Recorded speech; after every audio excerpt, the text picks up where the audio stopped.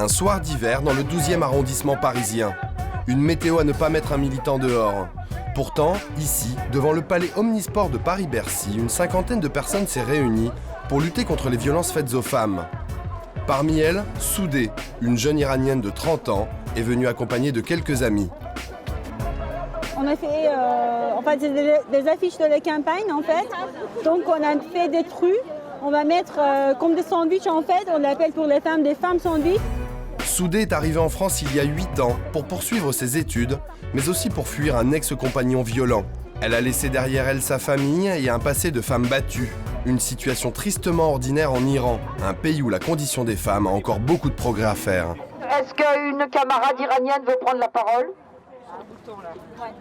Bonsoir à tout le monde. Je suis là en double casquette. Premièrement pour des femmes iraniennes qui subissent tout le temps des violences. Avoir la peau des femmes, c'est avoir le pouvoir. Depuis 2003, Soudeh milite pour la campagne internationale d'1 million de signatures, un mouvement féministe iranien qui se bat pour changer le statut des femmes au pays. Nous devons continuer la pression, nous ne devons pas lâcher. Ça suffit de pleurer, il faut lutter. Depuis quelques mois, la communauté internationale se mobilise pour Sakineh, devenue le symbole de la lutte contre les violences faites aux femmes en Iran. Dans sa prison de Tabriz, cette Iranienne de 43 ans attend la mort depuis 5 ans, après avoir été condamnée à la lapidation pour adultère. Et même face à cette pratique barbare, la femme n'est pas l'égale de l'homme. Il faut dire que dans la lapidation, les femmes et les hommes ne sont pas lapidés de la même manière. C'est-à-dire que l'homme est enterré jusqu'à la taille et la femme jusqu'aux poitrines. Donc un homme ou une femme qui arrive à s'en sortir de trou où il est enterré, il peut se sauver. Mais voilà, quand on est enterré jusqu'à la poitrine, on n'a pas les mêmes chances que quand on est enterré jusqu'à la taille. Autre exemple significatif, devant la justice iranienne, un homme vaut 2 femmes. Du coup, Soudeh organise la lutte depuis Paris. Une démarche inconcevable à Téhéran. Il y a des militants qui ont reçu 45 coups de fouet juste pour avoir signé et demander la signature pour la pétition de la campagne de signature. En fait, c'est quelqu'un qui m'appelle et ça, son risque, c'est l'hymne de notre campagne de signature.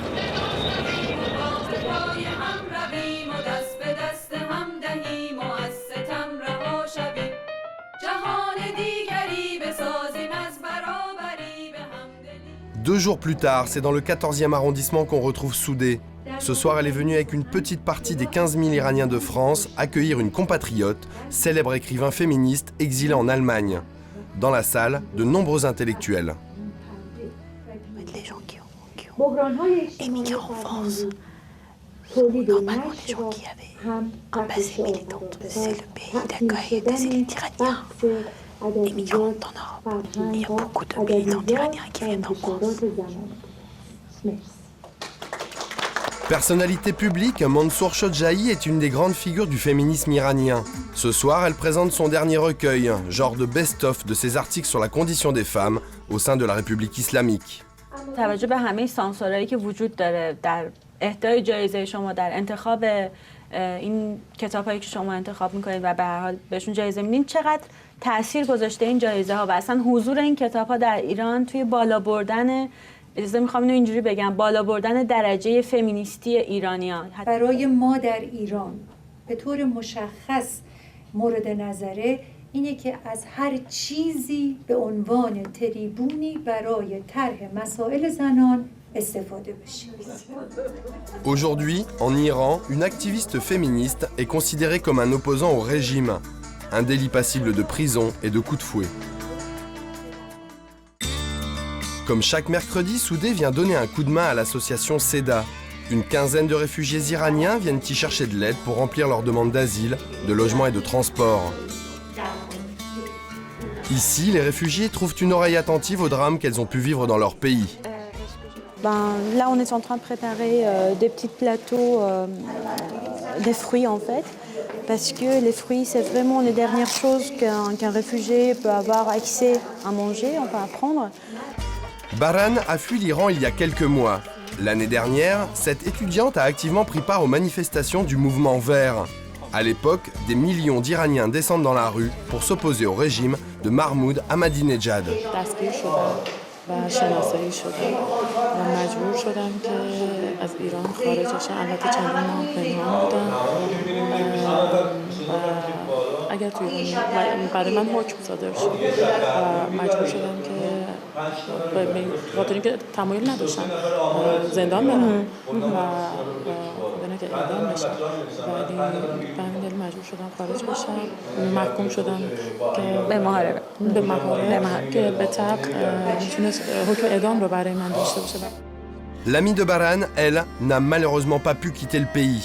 Pourtant, elle y a enduré un véritable calvaire.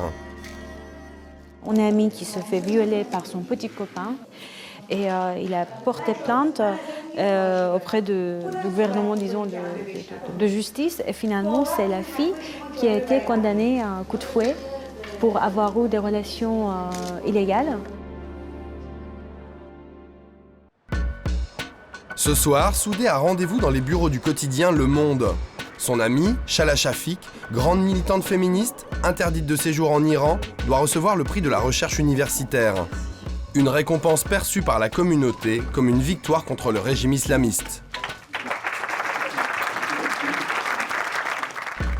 Port du voile obligatoire, polygamie, l'Iran est un pays où les droits des femmes sont souvent bafoués.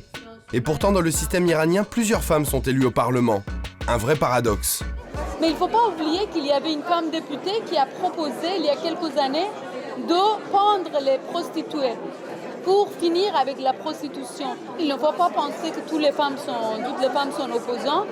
Et Ahmadinejad utilise cette présence de femmes dans le Parlement pour son gouvernement. Alors qu'en fait, ces femmes participent à la répression sexiste que le gouvernement Ahmadinejad met en place. Depuis la révolution islamique d'Iran il y a 31 ans, la répression envers les femmes ne cesse de s'accroître.